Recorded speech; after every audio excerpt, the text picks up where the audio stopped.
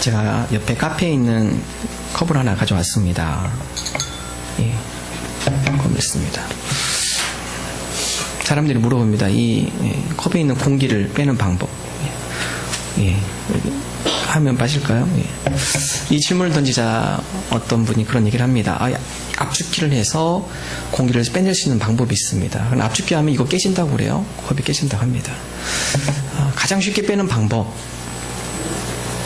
예, 역시 우리 지혜로운 분이 계시네요. 왜? 물을 집어넣으면 됩니다. 물을 넣으시면 이 안에 있는 공기를 쉽게 뺄 수 있습니다. 예, 쉽게 뺄 수 있습니다. 예. 이 얘기는 복음 전도자 무디가 전도 간증 집회하면서 교인들에게 보여주는 전도의 하나의 예화로 사용을 하고 있습니다. 이 빈컵, 이것은 마치 우리 마음의 상태와 똑같다고 이야기를 합니다. 많은 사람들이 마음의 공허감을 가지고 살아갑니다. 무기력감, 삶의 권태기, 상실감, 그 마음에 어떤 걸로 채워 있느냐가 중요하다라는 것입니다. 왜냐하면 그 마음에 채워 있는 것이 그 사람을 운전하기 때문에 그렇습니다. 우리 삶이 무기력감에 사로잡힌다면 그들의 삶은 무기력할 수밖에 없습니다. 상실감에 사로잡히신 분들은 상실감 가운데 부정적인 삶, 좌절적인 삶, 실망하는 삶을 살아갈 수밖에 없습니다. 권태기에 사로잡히신 분들, 직장의 여러 가지 어려움, 가정의 어려움, 그 권태기에 한번 사로잡히면 다시 한번 일어서기가 쉽지 않습니다. 그것을 빨리 극복하는 방법, 내 힘으로 하는 것이 아니라 무언가를 채우면 됩니다. 오늘 성경 말씀 우리로 하여금 우리의 공허한 마음, 우리의 실족한 마음, 우리의 상실한 마음, 무기력한 마음, 바로 그 마음 가운데 성령의 은혜로 채워질 때, 하나님께서 부어주신 하나님의 은혜가 우리 가운데 채워질 때 우리가 그러한 삶의 여러 가지 고난과 무력감과 상실감 가운데 빨리 극복할 수 있고 우리의 삶이 더욱더 온전한 삶으로 되어줄 수 있다는 것입니다. 삶의 무기력 사로잡히면 힘들죠. 들어보니까 사춘기보다 더 무서운 갱년기가 오신 분들, 사춘기는 아무것도 아니라고 그래요. 예, 그래서 사춘기 자녀와 갱년기 엄마가 있으면 사춘기가 이긴다고 합니다. 저희 갱년기가 이긴다고 그래요. 예, 사춘기 꼼짝 못한다고 합니다. 예. 갱년기 무섭죠. 무섭습니다. 한번 사로잡히면 힘들어요. 삶에 대한 의욕도 없고, 그동안 내가 이 집에서 식문으로 파며 살았나, 내가 이곳에 종으로 살았나, 한번 그러한 갱년기, 무기력감에 사로잡히면 빠져나가기가 쉽지 않습니다. 실lum프 가운데 나오기가 쉽지 않습니다. 오늘 사도행전 2장의 말씀, 오늘 말씀에 오면 교회가 변화되는 분기점이 오늘 사도행전 2장으로 시작이 됩니다. 사도행전 2장, 성령이 임한 이후의 교회의 모습, 그 이전과 그 이후의 모습은 분명히 다릅니다. 교회의 모습뿐만 아니라 제자들의 모습도 틀려집니다. 평범한 사람이 비범한 사람으로 바뀌어요. 그 이유 중에 가장 결정적인 것은 바로 성령의 임재였습니다. 하나님께서 선물로 그 가운데 하나님의 영, 성령님을 부어주시고, 홀리 스피릿, 거룩한 영을 제자들에게 부어주시고, 사도들에게 부어주시고, 그리고 주님을 끝까지 다른 자들에게 부어주었을 때 그들 가운데 예전에서 나타나지 않는 특별한 능력, 하나님의 능력이죠. 그 가운데 수많은 사람들이 변화되어지고 그들의 삶 가운데 활력이 넘치는 능력이 있는 삶이 오늘 성경 말씀에 기록이 되어 있습니다. 오늘 성령 강림 주일을 맞이하여서 우리가 2000년 전 제자들에게 부어주셨던 성령님, 우리에게도 충만케 하여 주옵소서. 모두가 다 성령의 임재가 있는 분들이에요. 성령의 역사가 없으면 이 자리에 나올 수 없습니다. 어떤 분은 내가 성령을 안 받은 것 같다, 그런 생각하지 마십시오. 다 성령님께서 여러분의 마음을 감화감동시켰고 여러분을 이 자리에 초청했습니다. 그게 돼 있지 않으면 이 자리에 앉아 있을 수 자체가 없습니다. 문제는 얼마큼 채우냐가 중요한 것이죠. 조금 채우면 그 빈 마음이 나를 사로잡는 것입니다. 그러나 가득 채울 때 성령님의 인도하심에 따라서 우리가 성령님의 인도하심에 순종하는 삶을 살아갈 수 있습니다. 오늘 성경 말씀, 성령이 임하시는 가운데 어떻게 제자들 가운데 임했는지 오늘 말씀을 통해 함께 살펴보고자 합니다. 첫 번째, 성령님께서 임하시는 것, 오늘 말씀에 보면 하나님을 신뢰하며 겸손한 자에게 성령을 임합니다. 내 의지, 내 주장, 아직도 그것이 살아있는 상황 가운데 내 의지로 뭔가 하려는 모습, 우리 그래서 고집불통이라 하죠. 하나님의 은혜 없는 강력한 삶, 고집불통의 삶입니다. 전혀 자기 주장을 꺾지 않는 분, 자기의 주장이 그 가운데 꼿꼿이 있어서 다른 여러 사람의 이야기가 들어오지 않는 분, 좀 겸손할 필요가 있습니다. 하나님, 완전한 사람이 어디 있어요? 하나님, 부족합니다. 주님께서 나의 부족한 걸 아시니까 말씀하여 주시고 겸손케 하시고 그 말씀에 순종하는 하나님의 겸손의 사람, 그로 말미암아 성령님의 인도하심, 지도하심을 받는 하나님의 사람 되게 하여 주옵소서. 오늘 사도행전 2장 1절 다음과 같이 기록하고 있습니다. 우리 함께 한 목소리로 읽겠습니다. 오순절 날이 이미 이름에 그들이 다 같이 한 곳에 모였더니, 성령이 임한 시점, 그것은 바로 오순절이었습니다. 오순절은 구약의 절기입니다. 구약의 절기인과 더불어서 그 구약의 절기 오순절에 제자들이 한 곳에 모여 있습니다. 예수님께서 부활하시고 40일 동안 제자들과 함께하죠. 그리고 하늘로 승천하시면서 제자들에게 약속한 말씀이 있습니다. 너희들은 예루살렘 떠나지 말고 여기 있어라. 그리고 내가 너희에게 약속한 선물을 보내주겠다. 성령을 선물로 주겠다. 그리고 그 성령을 받고 너희들이 증인이 되라. 예수님께서 말씀하신, 제자들에게 약속하신 말씀입니다. 제자들이 그 말씀을 신뢰했습니다. 예수님이 부활하시고 10일 동안 갈팡잘팡할 수 있어요. 늘 함께 하셨던 예수님이 사라졌어요. 미래의 장래에 대한 불투명, 두려움이 사로잡힐 수 있습니다. 어떻게 보면 공황장애 사로잡힐 수도 있습니다. 두려움에 사로잡힐 수 있어요. 왜냐하면 그 당시에 크리스찬, 기독교 복음이 전파되는 것을 방해하는 많은 유대인들이 주변에 도사하고 있기 때문에 그렇습니다. 제자들이, 사도들이 다락방에 숨어서 함께 모여 있는 것이죠. 밖에 나가서 노출되면 잡혀갈 수 있어요. 복음을 전했다는 그 이유 하나만으로 유대인들로 하여금 돌팔매질을 맞을 수 있습니다. 두려운 것이죠. 무서운 것이죠. 그런 가운데 주님께서 그들에게 주신 선물은 그 두려움과 무서움 가운데 갇혀있는 것이 아니라 능력 가운데 그 무서움을, 두려움을 박차고 나올 수 있는 용기, 능력이죠. 사도행전 1장 4절과 5절의 말씀 함께 한 목소리로 읽습니다. 사도와 함께 모이사 그들에게 분부하여 이르시되 예루살렘을 떠나지 말고 내게서 들은 바 아버지께 약속하신 것을 기다리라. 요한은 물로 세례를 베풀었으나 너희는 몇 날이 못되어 성령으로 세례를 받으리라 하셨느니라. 사도행전 1장입니다. 이 성령 임재 전에 1장에 예수님께서 함께 계시며 승천하기 전에 제자들에게 약속한 말씀, 너희들이 성령으로 세례를 받을 거다. 성령의 충만함 받을 거다. 이 약속대로 제자들이 겸손한 마음으로, 두렵지만 그 가운데 하나님을 신뢰하고 하나님을 의지하는 마음으로 나아갔을 때 하나님께서 그들에게 성령을 선물로 주셨습니다. 우리가 성령의 사모함, 성령의 임재를 간절히 사모합니다. 그러기 위해서는 하나님께서는 구하는 자에게 반드시 주실 것을 믿어야 하십니다. 우리가 겸손하게 하나님 앞에 우리의 능력, 우리의 의지를 내려놓고, 하나님, 오늘 제자들이 임했던 이 성령님이 우리 가운데도 충만케 하여 주옵소서, 겸손한 모습으로 하나님 앞에 나아가야 한다는 것입니다. 예수님께서 다음같이 말씀하십니다. 누가복음 11장 13절 함께 한 목소리를 읽습니다. 너희가 악할지라도 좋은 것을 자식에게 줄 줄 알거든 하물며 너희 하늘 아버지께서 구하는 자에게 성령을 주시지 않겠느냐 하시더라. 구하는 모든 자에게 주신다는 약속입니다. 누구만 주고 누구는 안 주고 그렇지 않습니다. 우리가 겸손한 마음으로, 하나님을 의지하는 마음으로, 성령을 간절히 사모하는 마음으로 나아갈 때 성령님께서 우리에게 임재하시고 우리 가운데 성령으로 충만하게 채워주시고 성령의 지도와 인도를 따라 살아갈 수 있는 삶으로, 성령의 사람으로 우리를 인도해 주신다는 것입니다. 바로 이런 가운데 능력이 나타나는 것이죠. 초대교회 공동체는 어마어마한 능력의 공동체였습니다. 가진 것이 없지만 그들이 제대로 된 어떤 건물에 모이지도 않았지만 그 가운데 엄청난 능력, 그리고 성령 임재 이후에 사도행 행전의 이후의 기록은 제자들이 많은 병자를 고치고 귀신 들린 자를 내쫓고 그들의 설교, 그들의 이야기에 많은 사람들이 회개하고 하나님 앞에 돌아오는 역사.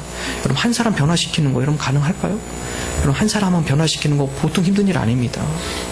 누구 하나를 변화시키고 그에게 영향을 준다는 것은 어마어마하게 힘든 일입니다. 사람의 힘으로 되지 않기 때문에 그렇습니다. 그러나 사도행전 2장 이후에 제자들의 모습은 수천 명, 수만 명이 변화되는 놀라운 역사, 그것은 바로 제자들이 한 것이 아니라 성령님께서 그들과 함께 하심으로 성령님께서 그들 가운데 변화시킨 성령의 역사를 사도행전은 기록을 하고 있습니다. 레디컬의 저자인 데이비드 플랫, 그분은 미국 알라바마 주에 위치한 대형교회 목사님이십니다. 알라바마주의 최고로 큰 교회이기 때문에 그 교회 수많은 사람들이 예배를 참석합니다. 교회에 등록을 했습니다. 교회는 자원이 풍부합니다. 똑똑한 인텔리 성도들, 돈과 조직과 건물이 있는 곳. 한때는 데이비드 플랫 목사님 다음과 같은 생각을 했습니다. 우리에게 이런 충분한 인적 자원, 물적 자원, 공간적 자원, 이 모든 것들이 있기 때문에 교회가 제대로 헌신한다면 세계 복음화를 위해 정말 위대한 일을 할 수 있을 거다. 착각이었습니다. 착각. 어마어마하게 많은 인텔리, 그리고 그들로 인해서 많은 재종들, 알라바마에서 최고 큰 교회니까 어마어마하게 교회가 멋있어요. 또 미국 교회들 짓는 거 보면은요, 널찍널찍하게 잔디도 쫙 깔아놓고 주차장도 어마어마하게 크게 해놓고 멋있습니다. 잘 줘놨어요. 건물도 아주 미학적으로 예쁘게 잘 줘놨어요. 갈 때마다 그런 마음이 들겠죠. 야, 의리의리한 교회, 하나님께서 여기를 우리는 큰일을 할 수 있을 거야. 그러나 이 목사님의 고백, 그것은 착각이었다. 착각이었다. 성령의 임재와 능력이 없다면 아무리 인간적 자원이 많다고 해도 박물관에 전시된 모형 비행기에 불과할 뿐이라는 것을 깨달았습니다. 그렇습니다. 아무리 능력이 있고 똑똑하고 인텔리, 재정, 조직, 건물, 하나님은 그걸 사용하지 않는다라는 것입니다. 하나님께서 사용하시는 것은 겸손된 자, 하나님 바로 그들을 들어주셔서 성령의 충만함으로 말미암아 그들을 통해 하나님의 역사와 하나님의 나라를 이루어 나가신다라는 것입니다. 이것이 바로 성령의 역사입니다. 초대교회 건물이 없었습니다. 모일 곳이 없어서 다락방 하나 빌려서 그곳에서 모였습니다. 그러나 역사 가운데 가장 강력한 교회입니다. 전 세계 의리의리한 교회보다도 어떠한 교회보다도 강력한 역사가 나타난 교회, 그것은 바로 2000년 전 초대교회예요. 인텔리층입니까? 재종이 있습니까? 건물이 있나요? 조직이 되어 있나요? 그렇지 않습니다. 그 가운데 있었던 것, 성령의 충만함이었습니다. 성령님께서 그 가운데 임재하니까 그 자그마한 교회, 별 볼 일 없는 교회, 그 교회가 어마어마한 능력을 나타나게 된 것이죠. 그렇습니다. 우리가 성령으로 충만해질 때 평범한 사람이 비범한 사람으로 바뀌어지고 그들이 놀라운 능력과 영향력을 끼쳤던 것처럼 우리가 성령으로 충만해질 때 바로 그러한 능력과 성령의 사람으로 쓰임 받을 줄로 믿습니다. 저와 여러분이 성령으로 충만한 사람, 여러 가지 삶의 무기력 때문에 힘들고 상실감 때문에 여러 권태기 때문에 어렵고 여러분 거기에 사로잡히면 계속 끌려가게 되는 것이에요. 빨리 채우셔야 합니다. 하나님 이 가운데 성령으로 충만케 채워주시옵소서. 그 가운데 성령의 능력으로 하루하루 하나님의 능력을 맛보는, 하나님의 역사를 맛보는 삶이 되게 하여 주옵소서. 창조과학회의 한 교수님의 고백입니다. 창조과학회는 성경을 과학적으로 증명해내는 학회이죠. 그래서 보통 창조과학회와 진화론자 학자들이 서로 토론을 많이 한다고 합니다. 이 교수님도 진화론 학자들과 토론을 많이 했습니다. 그런 가운데 이분이 두 가지 현상을 고백을 합니다. 보통 창조론과 진화론 싸우면 종교와 과학의 싸움이라고 생각을 한다고 합니다. 그러나 토론을 겪다 보면 그렇지 않다고 그래요. 이분의 이야기는 신념 대 신념의 싸움이라고 그럽니다. 즉 무신론과 유신론의 싸움이라고 그래요. 이분께서 창조론을 가지고 과학자들과 함께 더불어서 여러 가지 이야기를 하면 두 가지 부류가 나타난다고 합니다. 첫 번째로는 서로를 부정하고 헤어지는 것, 대부분이 그렇다고 그래요. 진화론자는 절대 자기 신념을 꺾지 않는다는 것이죠. 진화론을 보면은 우연이라는 게 많아요. 그 우연을 어떻게 설명할 거냐, 창조론에서 그것에 대해서 얘기를 하면 답을 줄 방법이 없다라는 것입니다. 그 가운데 당신은 당신의 신념 가지고 살고 나는 내 신념대로 살아가겠습니다 라는 부류가 첫 번째 부류. 소수이지만 몇몇 그 중에 진화론자들은 당신 말이 맞소 라고 대답하는 사람들도 있다고 합니다. 그러나 이해할 수 없는 것, 당신 말이 맞다고 인정하면서도 그들이 결코 하나님 앞으로 돌아오지 않는다는 사실입니다. 과학적으로 진화론이 틀렸고 그리고 진화론이 틀리기 때문에 창조론이 맞을 수밖에 없다는 것을 알면서도 그들이 하나님을 영접하지 않는다는 거예요. 믿음 가운데 들어오지 않는다는 것입니다. 더 실망스러웠던 것은 이분의 창조과학 세미나, 여러 가지 과학적인 이야기를 통해서 성경을 풀어가는 여러 가지 세미나를 보여줍니다. 그런 세미나를 합니다. 그 세미나를 통해서 끝나고 사람들과 이야기를 나누어 보면 실망스러운 대답을 듣는 경우가 있다고 합니다. 강의를 통해 하나님은 살아계시고 과학은 하나님의 축복이라는 사실, 그리고 진화론은 허구라는 사실을 믿게 되었지만 상당수가 지식이나 정보를 얻는 차원에서 그치고 말았다라는 것입니다. 이분의 고백, 강의가 인생의 변화를 가져오지 못하는 안타까운 현실. 다음 가지 고백합니다. 사람들의 마음의 문을 열고 생명을 얻게 하려면 이성적인 논리나 세계관적인 접근보다 더 중요한 그 무언가시 필요하겠구나. 이분이 경험한 것이 성령의 터치입니다. 내가 과학적 이론으로 논리적으로 이것을 과학적 단계를 통해서 쉽게 얘기하면 이분이 믿을 줄 알았는데 그렇지 않다라는 거예요. 이분이 그 가운데 깨달은 거, 이것은 성령의 터치가 필요한 거구나. 믿음이 생긴다라는 거. 그 사람이 영향력을 주는 것은 사람이 지식이 아니라 성령님의 터치가 그 마음과 그의 생각을 터치해 줄 때 믿음이 생기는 거구나. 우리 하나님의 말씀 읽을 때 우리 조심해야 할 부분이 바로 이 부분입니다. 지식적 접근보다는 하나님 오늘 이 말씀을 통해 나를 깨닫게 해 주옵소서. 성령의 터치로 이 말씀 이해되게 하시고 이 말씀이 나의 믿음으로 믿어지게 하여 주옵소서. 이게 사람의 힘으로 안 돼요. 내 지식으로 이해가 되지 않습니다. 내 지식으로 그게 믿어지지가 않아요. 오늘 말씀을 통해서 주님, 제자들에게 성령의 임재를 통하여서 그들에게 놀라운 생명력을, 영혼을 구원하는, 사람을 변화시키는 놀라운 하나님의 사람으로 쓰임 받았던 것처럼 하나님, 우리가 그런 자들 되게 하여 주옵소서.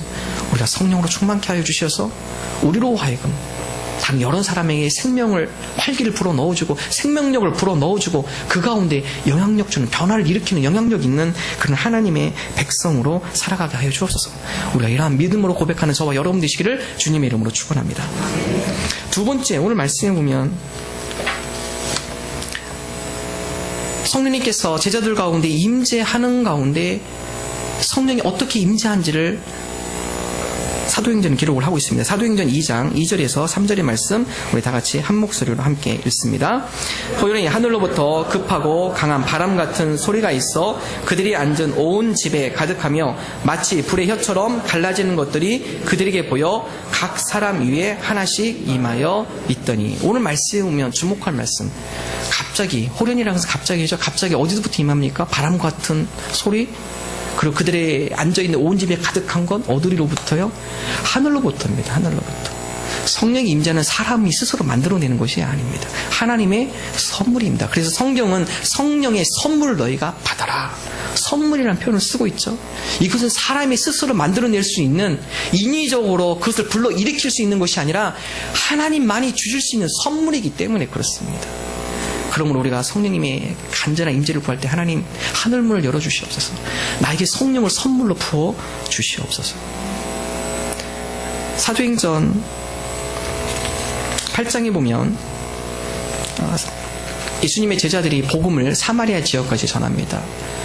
유대인들이 핍박을 하기 시작하고 제자들이 예루살렘을 떠나서 예루살렘 윗지역에 있는 사마리아 지역, 그곳 가운데 복음을 전하기 시작합니다. 복음을 전하는 가운데 사마리아 지역 가운데 복음을 전하면서 놀라운 일들이 일어나요. 아픈 자들이 낫고 귀신들이 쫓겨나고 많은 믿는 무리가 일어나고 사마리아에 있는 사람들이 다 놀라움 가운데 제자들을 주목하기 시작합니다. 그 가운데 특별히 한 인물이 등장합니다. 주술사, 성경은 마술사라고 기록이 되어 있습니다. 그 지역 가운데 우리나라 옛날로 표현하면 무당 같으신 분들, 주술사, 마술사가 그 옆에서 졸졸 따라다닙니다. 신기하거든요. 나도 저 능력 있으면 이곳에서 평생 다른 여러 사람들한테 영향력 주면서 권력 유지하면서 돈 많이 벌 수 있겠다. 주술사, 마술사 시몬이 제자들을 따라다니면서, 그리고 제자들에게 다음 같은 제안을 합니다. 나한테도 좀 그 능력 파세요. 내가 돈 얼마 드릴 테니까. 얼마 주면 나한테 그거 파시겠어요? 그 사람의 사고는 성령이라는 것을 주고받는 걸로 착각한 거죠. 거기에 대해서 베드로가 다음과 같이 얘기합니다. 사도행전 8장 18절에 20절 함께 한 목소리로 읽겠습니다. 시몬이 사도들의 안수로 성령 받는 것을 보고 돈을 들여 이르되 이 권능을 내게도 주어 누구든지 내가 안수하는 사람은 성령을 받게 하여 주소서 하니, 베드로가 이르되 네가 하나님의 선물을 돈 주고 살 줄로 생각하였으니 내 은과 내가 함께 망할지어다.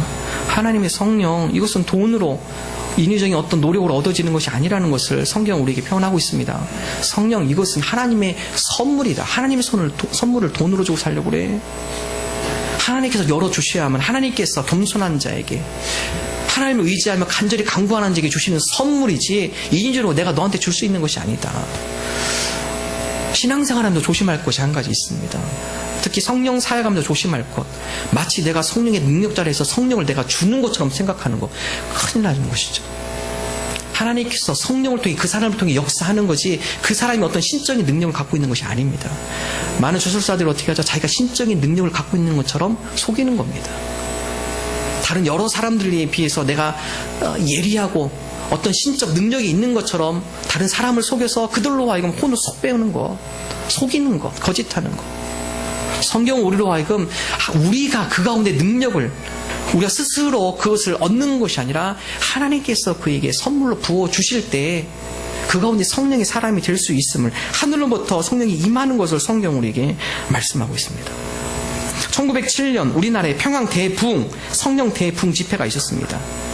1907년 1월 1일부터 1월 14일까지 2주간 장대현 교회에서 부흥 집회를 했습니다. 그 당시에는 부흥회를 오래 했죠. 그래서 많은 사람들이 새벽부터 오전에 말씀 듣고 저녁에 또 말씀 듣고 거의 하루에 반 이상을 교회 가서 말씀 듣고 기도하고, 그 가운데 1907년 새해를 시작하면서 평안 가운데 간절한 하나님의 성령의 은혜가 있기를 바라면서 부흥 집회가 시작이 됐습니다. 그런데 하루가 가고 이틀이 가고 14일 2주가 다 지났는데도 밋밋해요. 부흥 집회를 했는데 부흥 집회 할 것 같지도 않아요. 도대체 원인이 무엇일까? 하나님께서 은혜를 부어주실 줄 알았는데 전혀 그러한 역사가 나타나지 않아요. 그 당시에 교회 지도자였던 길선조 장로님, 이 장로님께서 도대체 하나님 이유가 뭡니까?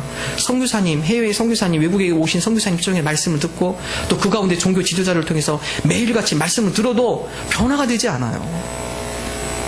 길선조 장로님이 그 문제를 가지고 하나님 앞에 기도하기 시작합니다. 이유가 뭡니까? 하나님 어떻게 합니까? 근데 그 마음 가운데 울림이 들리기 시작합니다. 너 때문이잖아. 너 도둑놈이잖아. 그러면서 너 종교 지도자, 그 가운데 종교 지도자 역할을 하잖아.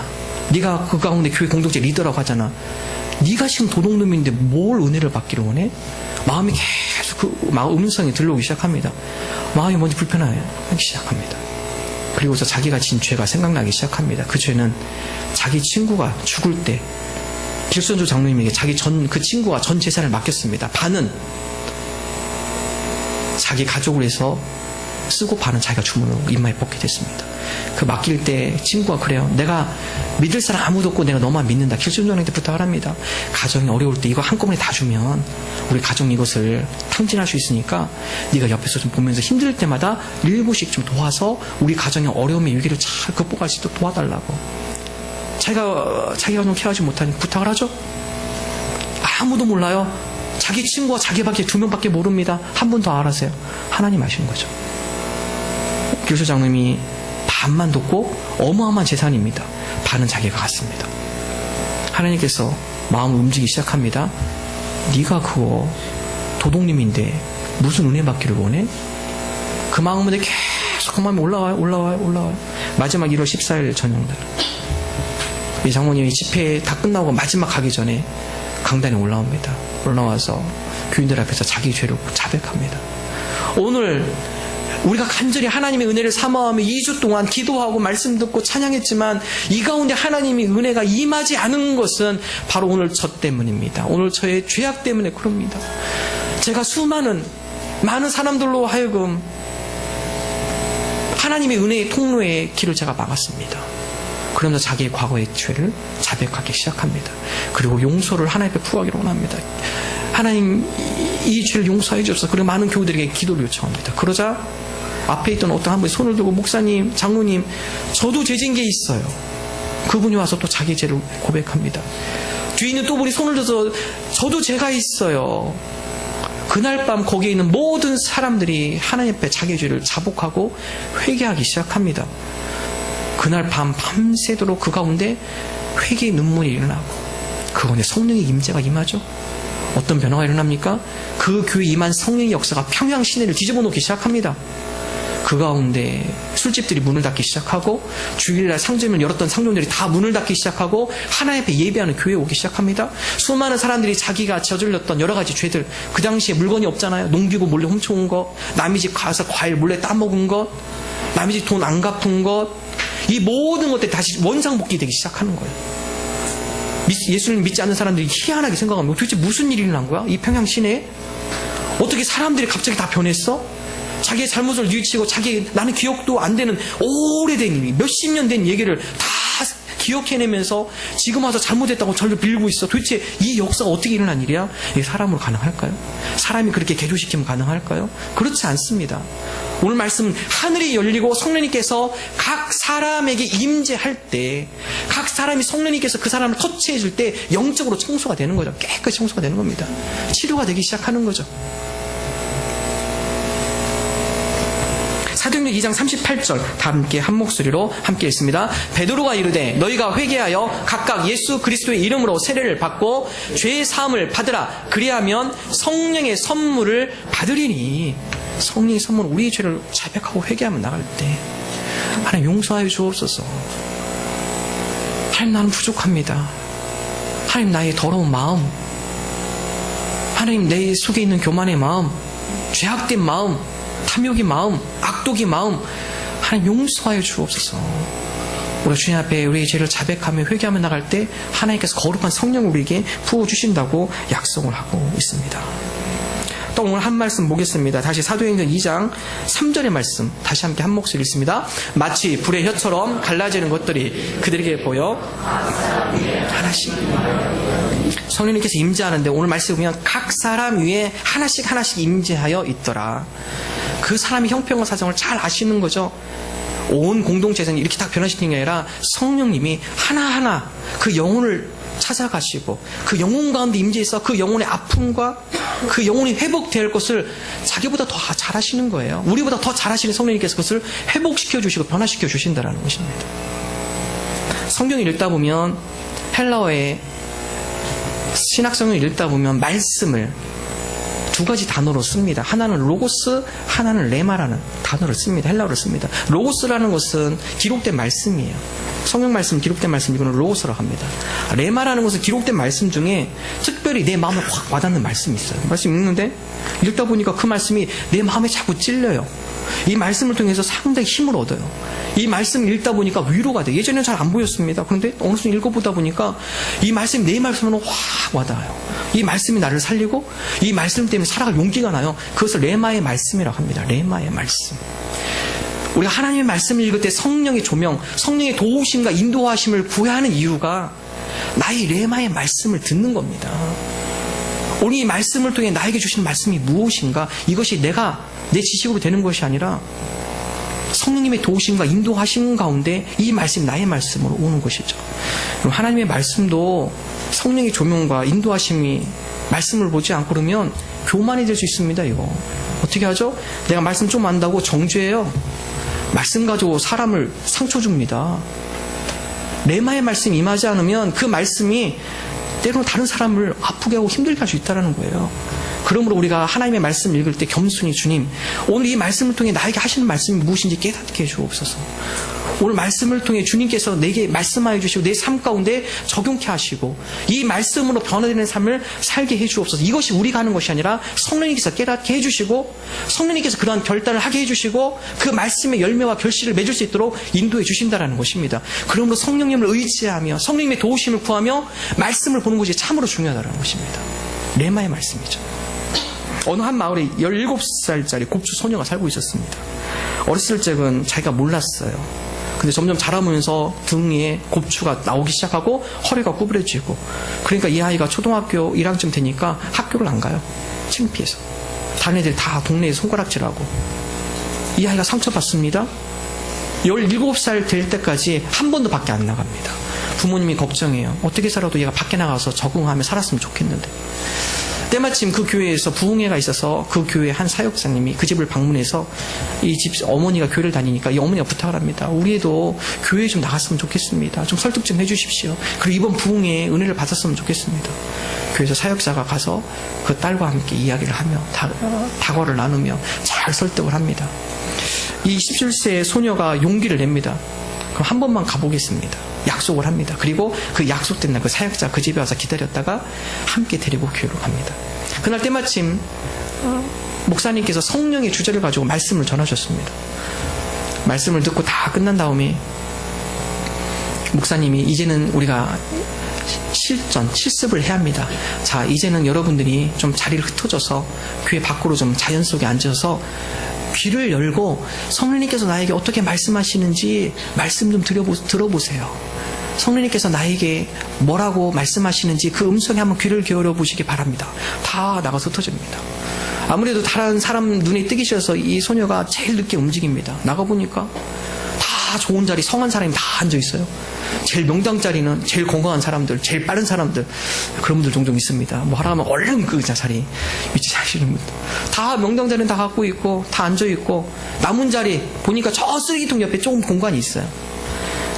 갈 데가 없으니까 이 소녀가 그 쓰레기통 옆에 앉습니다. 쓰레기통 옆에 냄새나죠. 그러면서 그런 생각을 합니다. 역시 난 쓰레기야. 내 인생도 쓰레기지만 앉는 것도 역시 쓰레기 옆에구나. 난 어쩔 수 없는 쓰레기 인생이구나. 거기 앉아서 가만히 뭐 하나님의 음성 듣고 이것도 안 떠올라요. 그냥 빨리 끝나고 가야지. 어떻게 하면 빨리 도망갈까? 다른 사람 눈 감을 때 빨리 갈까? 그러다 갑자기 옆에 보니까 한 소년이 와가지고 쓰레기를 막 뒤지기 시작합니다. 남자애가. 옆에서 지켜보니까 쟤는 나보다 더 힘든 애인가? 왜 저 쓰레기를 뒤지고 있나? 원래 다른 사람에게 말을 잘 걸지 않지만 그 아이의, 남자아이의 이상한 행동이 궁금했습니다. 그리고 용기 내어서 그 남자에게 말을 겁니다. 야, 너 거기서 뭐하냐? 이 남자애가 막 쳐다보지도 않고 쓰레기를 막 하면서 PT병하고 캔하고 종이하고 이거 가져가면 이거 돈 돼요. 이거 돈 되면 우리 할아버지 할머니 약값으로 쓸 수 있어요. 자기 할아버지 할머니 아파서 PT, 캔 모아서, 종이 모아서 팔아가지고 약값 한다는 거예요. 근데 그 얘기가 이 17살 고추 소녀에게 뭐 어떻게 들리느냐? 쓰레기도 쓸모 있어. 이렇게 들리는 겁니다. 쓰레기지만 이것도 약이 될 수 있어. 이것도 돈으로 바꿔서 약으로 쓸 수 있어. 이 얘기가 이 자매한테는 쓰레기 같은 인생도 쓸모 있어. 무엇의 말씀이죠? 레마의 말씀이에요. 하나님께서 그 자녀에게, 그 자녀의 아픔을 아시고 성령님께서 그 자녀에게 맞는 말씀을 허락해 주신 것이죠. 이것이 바로 레마의 말씀이에요. 하나님께서 우리에게 레마의 말씀을 주십니다. 이것은 성령의 조명이 필요합니다. 성령 오늘 나에게 깨닫게 해주시옵소서. 말씀을 읽을 때도 오늘 나에게 필요한 말씀을 허락하여 주옵소서. 바로 성령이 임할 때 각 사람에게 그 사람의 아픔을 아시고 그 사람의 고통을 아시고 그 사람이 회복될 것을 우리보다도 더 잘 아시는 성령님께서 회복시키시고 채워주시고 변화시켜주시고 새롭게 해주신다는 것입니다. 너무나 좋으신 성령, 그 성령님께 우리가 나아갑니다. 우리 회복시켜 주시옵소서. 변화시켜 주시옵소서. 나에게 필요한 말씀, 이 말씀을 나에게 허락하여 주옵소서. 레마의 성령의 말씀 우리 가운데 임할 때 우리가 변화될 줄로 믿습니다. 세 번째, 바로 이런 성령의 은혜 가운데 변화되시는 분들, 그 가운데 제자들이 어떻게 변화됩니까? 오늘 말씀 보면 다음과 같이 기록됩니다. 사도행전 2장 11절의 말씀, 우리 함께 한 목소리로 읽습니다. 그리대인과 아라비아인들이라 우리가 다 우리의 각 언어로 하나님의 큰 일을 말함을 듣는도다. 오늘 말씀에 보면 성령의 임재가 있는 그 가운데 하나님께서 방언이라는 선물을 주십니다. 그 방언이란 성령의 신비의 언어를 가지고, 영의 언어를 가지고 그들이 기도하기 시작하죠.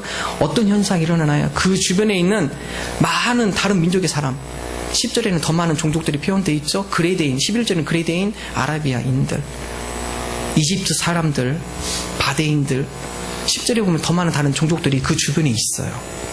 근데 그들이 어떤 현상을 합니까? 자기들이 언어로 들어요. 다락방에 모여서 성령을 받았던 120 성도들, 그들은 다른 나라 언어를 할 줄 모르는 사람들입니다. 근데 성령의 임재와 더불어서 하나님께서 주신 선물 가운데 하나가 방언의 선물인데, 그 방언의 선물이 어떤 언어로 표현됩니까? 각 나라, 거기에 모여있는 종족에 있는 다른 나라 언어의 말로 그들이 말하기 시작합니다. 왜 그럴까요? 하나님께서 그들이 언어를 특이하게 하셔서 하나님의 복음이 각 여러 민족과 지역 가운데 쉽게 전파되어질 수 있도록 언어의 선물을 주신 것이죠. 언어의 선물을 주신 거예요. 왜 그렇습니까? 하나님의 큰 일을 말하기 위하여서. 이 방언하는 사람들은 몰라요. 자기가 무슨 얘기하는지 모릅니다. 근데 주변에 있는 사람이 더 잘 알아요. 자기 나라 언어니까. 저 사람 우리나라 말하네? 잘 들어보니까 자기 이야기가 아니라 하나님의 큰 일에 대해서 그 사람 말하는 사람 몰라요. 근데 옆에 듣는 사람이 그걸 알아. 하나님에 대해서 이야기하네? 하나님의 큰 일을 말하고 있네? 이것이 바로 신비의 언어이죠. 우리 가운데 성령이 임한다라는 것은 우리로 하여금 하나님의 놀라운 일들을 증언하기 위해서, 증거하기 위해서 성령께서 우리와 함께 하심으로 우리 가운데 변화되고 치유되어지고 새롭게 되어지는 하나님의 역사하심을 더 크게 나타나기 위하여서 우리에게 성령을 선물로 주신다는 것입니다. 그러므로 성령의 임재, 성령이 충만한 사람, 우리 입술이 변화되는 겁니다. 우리 입술이 거룩한 입술이 되는 거예요. 우리 입술이 하나님을 자랑하고 하나님을 높이고 하나님의 영광을 다른 여러 사람들에게 간증하는 삶이 되는 겁니다. 이것이 바로 성령 충만한 사람의 모습입니다.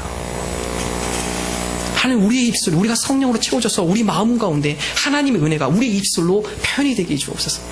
나를 변화시키시고 나를 새롭게 하시는 성령의 역사를 내가 이 마음 가운데 다른 사람에게는 전하지 않으면 안 될 만큼 나의 마음속에 차고 넘치게 해주셔서 그 하나님의 놀라운 일들을 증언하게 해주옵소서, 전하게 해주옵소서. 이것이 바로 성령 충만한 사람의 모습이라는 것입니다. 2차 세계대전 중에 프랑스의 한 고아원에서 있었던 일입니다. 마라스무스라는 아주 희귀하고 치명적인 질병이 이 고아원에서 발생을 했습니다. 근데 의아한 것은 이 고아원은 아주 좋은 시설을 갖추고 있는 고아원이었습니다. 음식도 제대로 공급받는 곳이었고 위생 상태도 양호해서 전염병이 돌 만한 환경이 아니었습니다. 그런데도 아이들은 하나둘씩 빠른 속도로 건강을 잃어가고 있었습니다. 장난감을 줘도 놀지 않아요. 먹을 것을 주어도 잘 먹지 않습니다.